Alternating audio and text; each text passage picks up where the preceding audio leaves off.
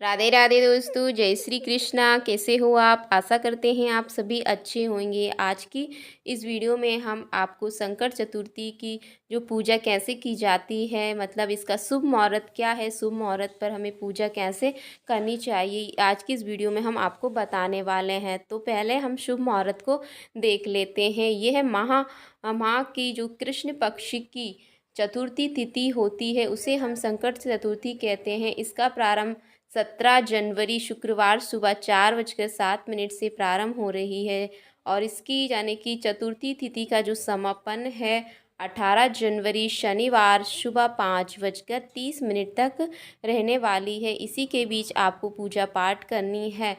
तो दोस्तों, यदि आप पहली बार इस व्रत को कर रहे हो तो हमें कैसे पहली बार व्रत करना चाहिए, यानी कि जो संकट चतुर्थी होती है माह की कृष्ण पक्ष की चतुर्थी को आता है और इसका व्रत आपको शुक्रवार के दिन यानी कि आपको शुक्रवार के दिन 17 जनवरी को ही इस व्रत को करना है। जो 17 जनवरी शुक्रवार के दिन का जो सूर्योदय का समय है 7:14 से सूर्य अस्त का समय यानी कि शाम का समय 5:59 है। जो ब्रह्म मुहूर्त है सुबह का 5:37 से 6:25 तक रहने वाला है। सौभाग्य योग है 12:57 से आपके बाद में शोभन योग लग जाएगा। अमृत काल का जो योग है 10:11 से यानी कि 11:53 तक रहने वाला है। राहु काल का समय यानी कि 10:30 से 12 बजे तक आपका राहु काल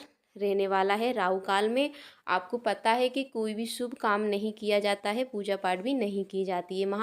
माह की जो कृष्ण पक्ष की पूजा के जो शुभ मुहूर्त है, सुबह का मुहूर्त सुबह 5:54 से 7:15 तक रहने वाला है। शाम का जो शुभ मुहूर्त है पूजा का 5:48 से 7:09 तक रहने वाला है। अभिजीत मुहूर्त दोपहर 12:15 से 12:58 तक रहने वाला है। चंद्र उदय यानी कि चंद्र, आपको पता है संकट चतुर्थी का व्रत चंद्र उदय के बाद ही खोला जाता है, चंद्र को अर्घ्य देने के बाद। तो चंद्रोदय का जो रात का समय है 9:18 रहने वाला है।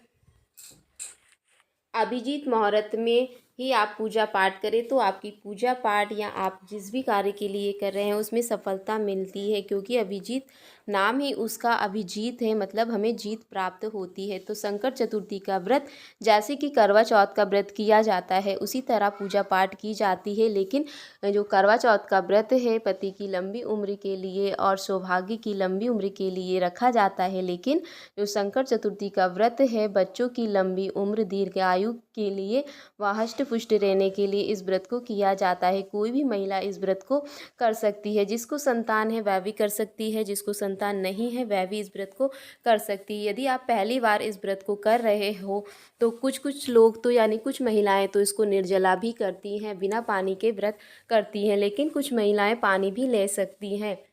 यदि आप पहली बार व्रत स्टार्ट कर रहे हो तो आप पहली बार में फल फ्रूट या दूध ले लेते हो, तो फिर आगे भी इस व्रत को करते हो तो आप फल फ्रूट और दूध ले सकते हो। लेकिन आपने पहली बार नहीं लिया है और बाद में लेना चाहोगे तो ऐसा नहीं होता है। पहली बार में जो भी हम सामग्री ले लेते हैं खाने में वो फिर बाद में भी ले सकते हैं। तो पहली बार यदि आप रख रहे हो तो इन बातों का ध्यान जरूर रखें। और इसका उद्यापन कैसे किया जाता है तो आपको बता दें कि पहले तो इसकी पूजा पाठ को, जैसे कि कुछ आपको ये पहली बार आप व्रत कर रहे हो तो जैसे कि आपको बाना ले लेना है, जैसे कि साड़ी श्रृंगार का सामान ले लेना है।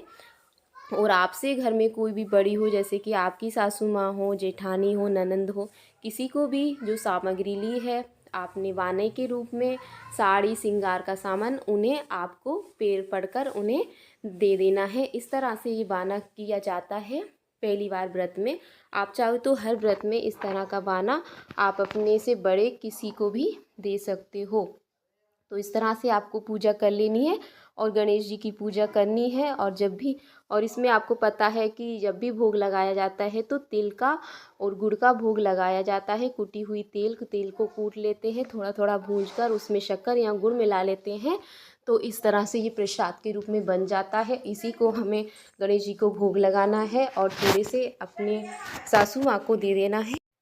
और इसका उद्यापन है, यानी कि कम से कम इसको आपको 14 साल तक तो करते रहना है। इसी के बाद आप उद्यापन करना है। तो उद्यापन कैसे किया जाता है, जैसे कि 14 जोड़े ले लें, उसमें 14 जोड़ों में श्रृंगार का सामान ले लें, 14 महिलाओं को बुला लें, भोजन कराएं, ऐसे पूजा पाठ पंडित को बुलाकर पूजा पाठ करवाएं। इस तरह से आप इस व्रत का उद्यापन कर सकते हैं। तो दोस्तों, आपको यदि आपको पूजा पाठ की पहली विधि नहीं देखी हो तो मैंने पिछली वीडियो में आपको बता दी है कि पूजा कैसे करनी है। सबसे पहले आपको एक पटला ले लेना है, उस पर आपको एक लाल कपड़ा बिछा लेना है, बस। फिर गणेश जी की स्थापना कर दी है। गणेश जी नहीं भी हो तो आप यानी कि एक गोल सुपारी को पूजा ऐसे गणेश जी के रूप में स्थापना करके सभी सामग्री को चढ़ाएं, पूजा करें। इस तरह से आपको संकट चतुर्थी व्रत की पूजा कर लेनी है। और तिल में इस दिन आपको चावल नहीं, तिल का उपयोग करना है। तिल ही आपको हाथ में लेकर कथा का श्रवण करना है। कथा जरूर सुने, क्योंकि कथा का बहुत महत्व है। वीडियो कैसी लगी, थोड़ी सी भी अच्छी लगी हो तो चैनल को सब्सक्राइब करें। फिर किसी नेक्स्ट वीडियो में मिलेंगे, तब तक के लिए राधे राधे।